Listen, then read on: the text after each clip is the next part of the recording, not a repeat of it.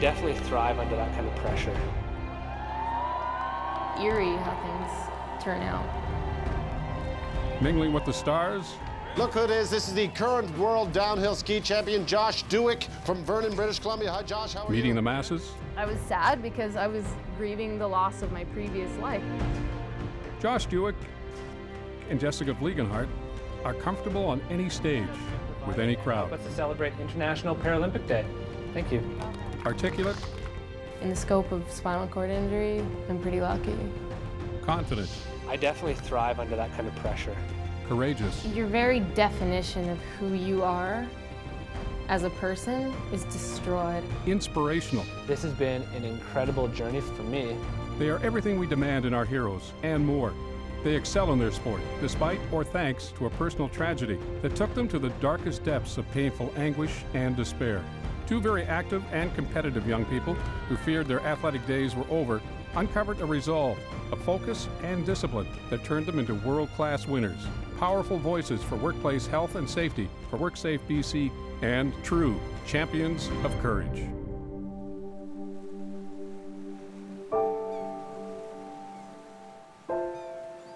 The first couple years after my injury, I cried probably every single day. I would get so tired trying to do something that had been so easy 8 months before. When that was out of my system, I'd say, okay, time to carry on. And I would start slowly trying to do whatever I'd been doing.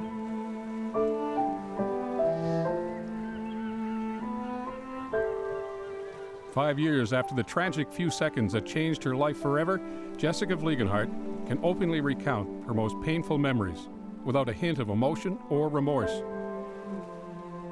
It's all part of a never-ending healing process that has given back her life, a husband, and a future.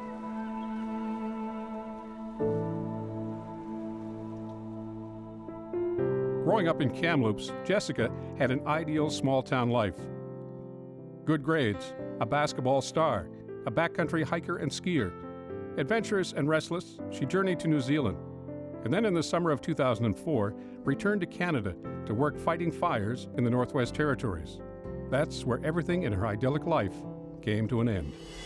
My crewmate and I were in a truck patrolling a backcountry dirt road that we were using as a fire break, and suddenly the truck began to fishtail, and then the truck was flipping, and then I was outside on my back. My initial thought literally was, wicked, I'm paralyzed. I don't know how to describe what it's like to suddenly not be able to feel half your body, other than you know instantly that something is very, very wrong. The pain was excruciating. I thought I landed on an axe. I punctured a lung and I'd broken 18 ribs. The unbelievable pain and nausea and sickness that I was feeling, just kind of, I got to a point where I honestly thought, like, well, if I'm gonna die, I don't really care. It took 3 months of acute care, 2 back operations, and heart surgery before she could even attempt rehab.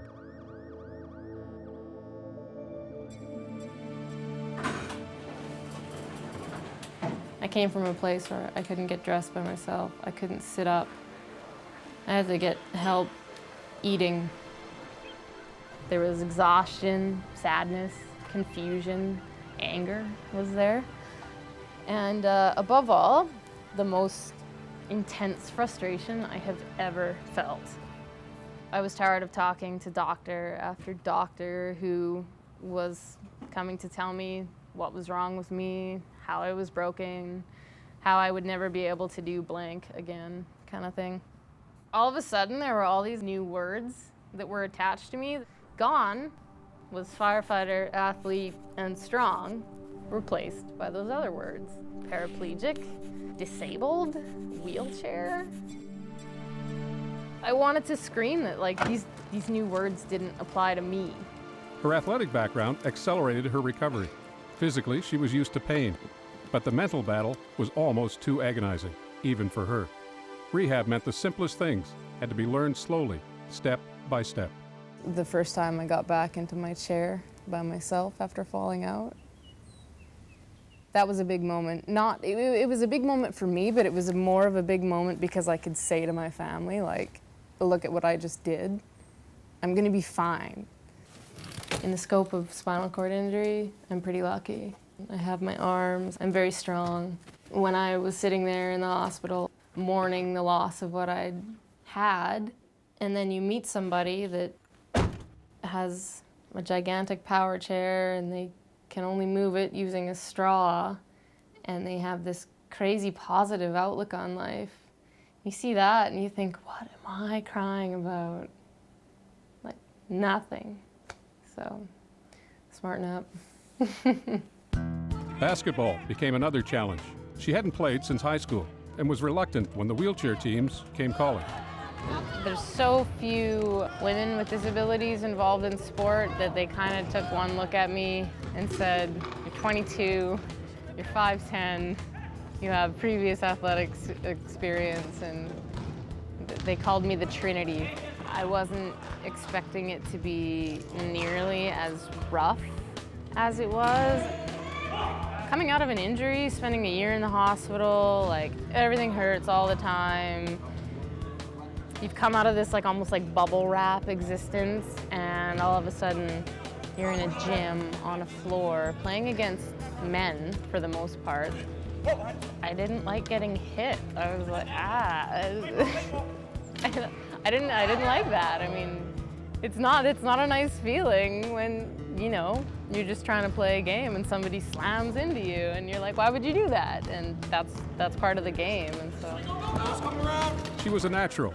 In her first year, she was the only woman to make the BC team at the 2007 Canada Winter Games in Whitehorse. It was where she met her future husband, John, one of the able-bodied competitors allowed on each team. it was like forced socialization. You had to hang out with your team, and I sort of saw him for the first time and thought, oh, that boy's kind of cute. It wasn't really until 3 months later in March when she had kind of got ready, dressed up, kind of dolled up, hair done, makeup done, wearing normal clothes, and there was a real wow moment. She was gorgeous. Thought that he was quite a good-looking young man and a nice guy, and so that was where we first met. Just doing things, I didn't really even see the chair. You know, we're going to go out and do this, and it wasn't until we get to a location and she said, well, we can't do this. And I'm like, well, why can't we? It's a set of stairs, you know, I'll take you up the stairs. It's my best friend. We talk and it's good, it's right.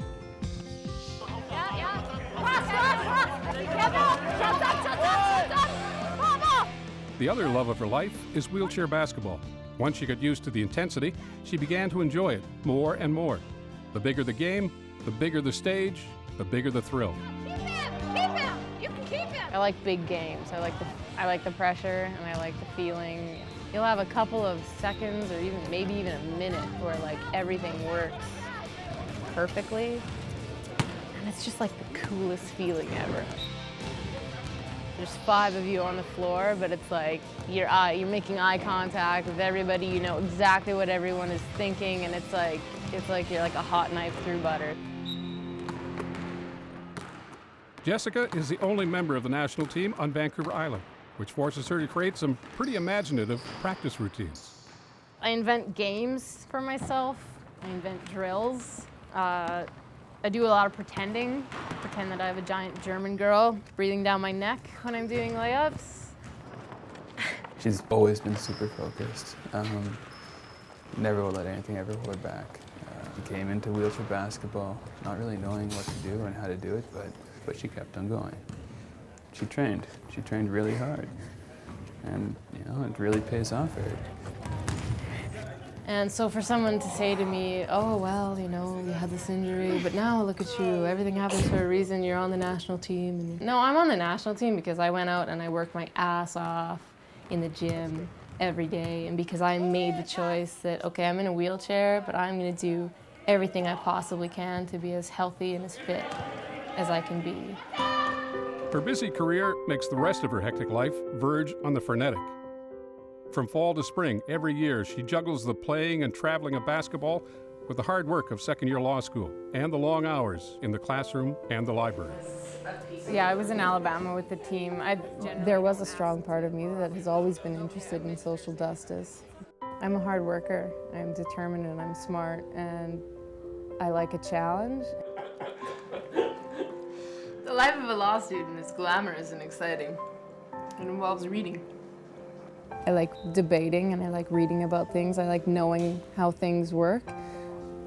But nothing gets me fired up as much as being able to, listen to somebody's problem and say, no, you know what, I'm gonna take this on. You worry about your family and getting better.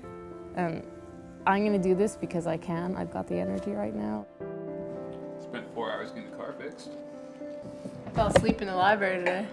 Really? Yeah. Must be nice. Even high achievers need a break now and then. For Jessica and John, an evening out with their friends is a rare and important chance to kick back, relax, and for one night at least, put the combined pressures of law school and high-performance sport aside. To courage! Her intensity and drive are only part of her colorful personality that emerges in the increasingly few moments to herself when she gets to hunt for downtime essentials like licorice. Nectar of the gods. And fan magazines. Most people would be like, I'd buy a fishing pole and a flare gun. No. Black licorice and gossip magazines. Gonna enjoy my last couple hours if that's what it turns out to be. In the new life and times of Jessica Vliegenthart, athlete and scholar, Victoria is home, for now. Once she finishes law school, she may wind up anywhere. Wherever the future takes her, she'll be ready. Since the accident, I have changed. Not in my intensity or determination, but in the sense that I'm a lot more relaxed now. I used to be like maybe a little bit too intense, a little bit too determined. But now, to be honest, if I fail a class, it's just a class. And if I lose a game, it's just a game. And this drives my professors and my coaches crazy, but at the end of the day, what does it really matter? Nothing. I care about my family and my friends and the people that show up to the hospital and you need them to show up, and that's pretty much it. I have a lot more clarity now than I used to. I used to get pretty anxious, very stressed out. Now, not so much. I almost died like 6 times. It's kind of nice. It's like an epiphany that most 21-year-olds don't get to have. You figure that out when you're 80, you're on your deathbed, but I got that lesson 60 years early.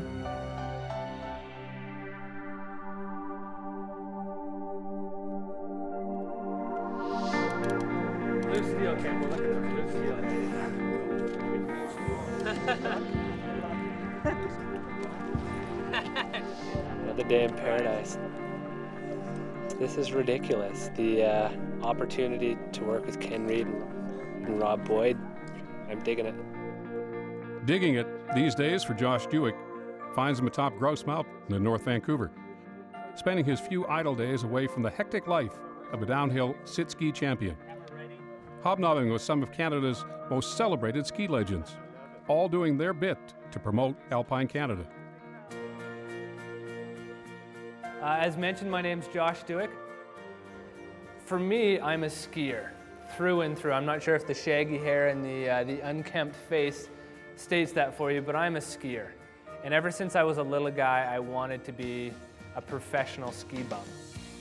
I haven't always been in this wheelchair. It's actually just recently that I've acquired this disability. And I made it to the BC freestyle team. It's a lifestyle he's become quite used to after catapulting to the top of the Paralympian ski world. He's a sporting star who is now very much in demand. It helped me to connect. Is it to you or is it to... Make it to my son, because I think he'll think that's pretty awesome.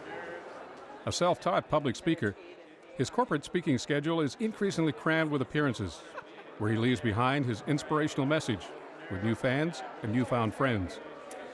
So are you going to be skiing in 2010? I hope so. Okay. All the work has geared me towards that. That's definitely one of the things that the RBC program allows me to do, is get out there and stay well connected with my community, whether I'm engaging an audience such as you or working within a school system. Helps to balance things out for me, which I really cherish and honor that opportunity. So this is the sit ski.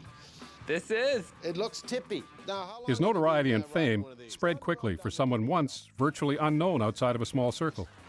That all changed when he won the 2009 Paralympic Downhill Championship, raising expectations for a repeat performance in his home province at the 2010 Paralympic Games. Awesome.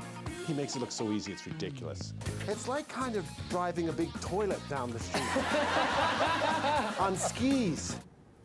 I'm Josh Duick, and a man of many titles, a boy of many titles, somewhere in the middle there, but I'm on Canada's Paralympic ski team, and my aspirations for the last few years have been to represent Canada at 2010, and I'm getting one step closer every day, so that's exciting. Josh Duick not only became a skiing superstar, he also became a super force in the boardroom, the classroom, and the workplace, using his inspirational story to illustrate the vigilance and attention needed to learn the dangers of work and play. But it's not what you see in life, it's how you see it. And this is a very incredible individual that I'm quoting. He lost the use of both of his legs. He ended up climbing Kilimanjaro with no legs, and quoting Rick Hansen, anything's possible if you focus on it. What does that International Paralympic Day mean to you? Means International Paralympic Day to me means a celebration of inclusion and a world without boundaries.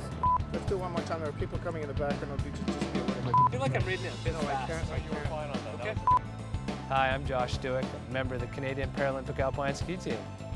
He has evolved into a cover boy for his sport, a role model in a role he never expected to play. Some of the best of them are right here in Canada. Whistler, Kimberley, Fernie, Banff.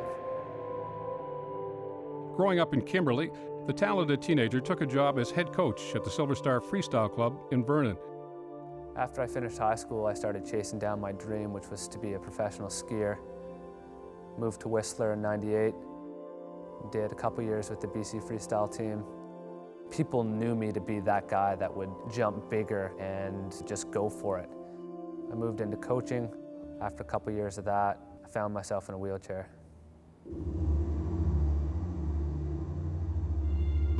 While demonstrating a jump in 2004, he overshot his landing. His dreams and his life were shattered in a few disastrous split seconds. Long, painful months of rehabilitation would follow, but only after he overcame the biggest roadblocks to every recovery: depression, anger, and self-pity. He channeled his competitive energy into a new challenge, accepting his fate and moving on with the help of the freestyle community, his parents, and his future wife, Lacey. I'd be lying to you if I said it wasn't hard at times, but I think those times just make you stronger, and a lot easier just to accept what comes at you when it does.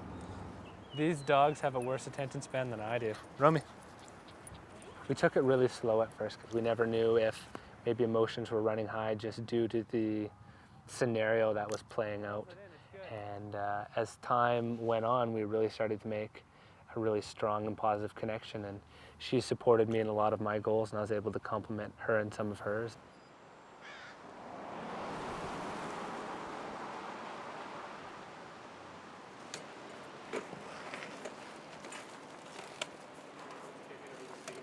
We call it prehab, so it's preventative habilitation rather than injuring yourself and going to rehab.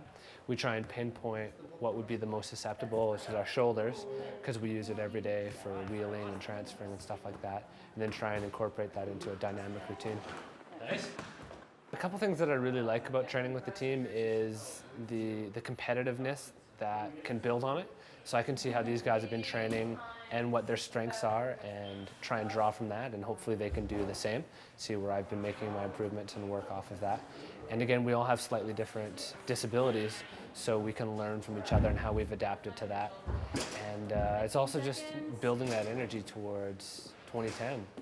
You know, we are an individual sport competing for each other, but there's nobody I'd rather cheering me on than my teammates, because they really know what it takes and what we've been through. Because as much as I want to kick his ass on the hill, and as much as he wants to kick mine on the hill, nobody's going to cheer louder for each other when we're doing well. When he won the title this year in Korea at the World Championships, it was the most exciting time for the team in many, many years. Okay guys, so what we're gonna do are some intervals. So I want you to be in anaerobic zone. Everyone remembers their heart rate. Josh is really new to the sport, but has made huge improvements in his short time on the circuit, and he really is an important part of our team. He's got amazing attitude, outlook, and a lot of people on our team rely on his spirit and motivation to keep their spirit and motivation up, so he's definitely an important part of the team. Sometimes those high spirits, confidence, and exuberance lead him into trouble, trying to push too far and too fast. Yeah, hang up apparently. Josh is in the ditch. I didn't react the way I should have and parked it in the ditch. Physically, I'm fine, just that's nothing, just a little raspberry on the skin. It's perfect, really, on a day like today when you drive yourself beyond the point of exhaustion. Shit happens. So if you could just help guide my feet, because they are going to... I was gonna get this for your feet. When stuff does happen, there's always an expert there to help work out the kinks. One of the perks of being an elite athlete. That's a nice spot in here, Josh. Are you getting massages at home right now? No. Just trying to feel through your thoracic. You're not crazy tight, which is good. What you really are trying to do is trying to maintain regularity with your body for nutrition. A valuable part of the training process is getting help in everything, including nutrition. But Josh can only handle so much advice before his irreverent sense of humor kicks in. What if it's a nice, like, Saturday afternoon, I'm sitting on the beach and I drink a box of beer, and then I fall asleep? It's happened. I'm just curious. I want to know what that's going to do to my training plan. You have to remember, and we talked about alcohol, and it's good to bring that up. And, Yeah, Josh is definitely a class clown from time to time, keeps us all on our toes, lightens the tension when there's sticky situations, but indeed he's got a lot of great characteristics that make him unique and make him successful. I am proud and pleased that we could honor the contribution of all the workers whose jobs are inscribed in the line of work. In 2009, the 27-year-old world champion from the small town of Kimberley watched in humble disbelief as his plaque was added to Line of Work, a tribute to those who overcame serious workplace injury and disease. It's a permanent display where thousands pass by every day on the seawall beside the Vancouver Convention Center. I think my story, the way that I would like to see it told, came out very well. You boiled it down, and it's very easy to read.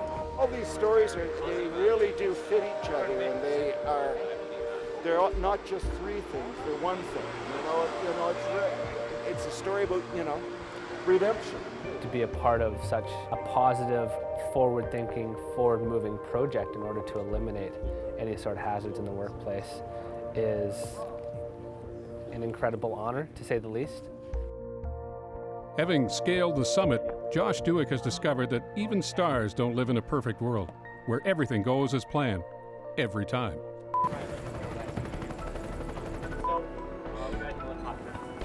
There's a little piece of grass sticking out right there. Oh, that's a nice cool breeze.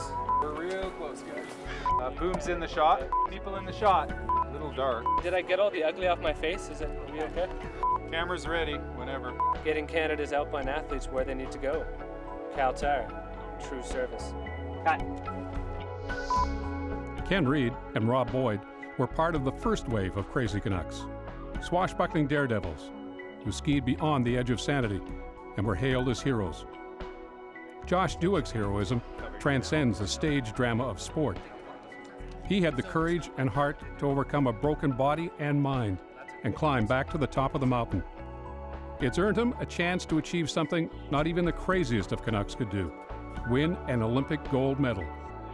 Timing is everything, so right now the whole team is in the ascendancy, and there's resources available which if you look back 6-7 years ago they weren't there. But at the end of the day, you still have to have talent to combine with resources to get to the top, and so that's what I see with Josh and the whole Canadian Paralpine team and program, which is one of the reasons why they're the #1 program in the world. I'm trying not to really think about Josh winning the gold at 2010, and just trying to be more through the process of it and enjoying every moment and enjoy that moment when it actually arrives.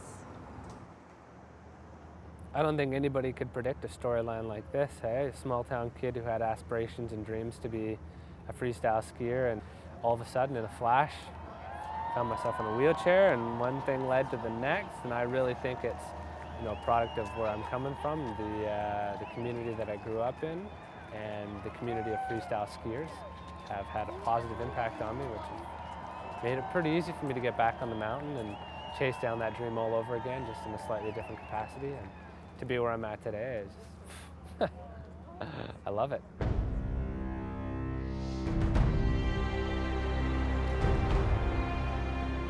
Jessica Vliegenthart, Josh Duick, wonderfully likable, remarkably quotable. The camera and microphone love them. They found a new destiny and purpose in life, a life they thought was over, after a personal tragedy that turned out to be a new beginning. United by circumstance and fate, they go their separate ways as two of the most powerful new weapons in the fight to raise the expectations of others and increase awareness of the need for safety and caution in the workplace. By doing what I love to do and following my dreams and my passions, I am a champion of courage. If I can utilize that story, connect with the audience, and allow them to be a little more aware of their intuition, if they can learn that through my experience without having to deal with a significant disability, it makes me happy. I know that a lot can be learned from my story, and I do try to spread a message, and it's about each of us has made a conscious decision to do what we can with what we got where we are, and we're carrying on and doing some pretty cool things in spite of all that stuff that happened.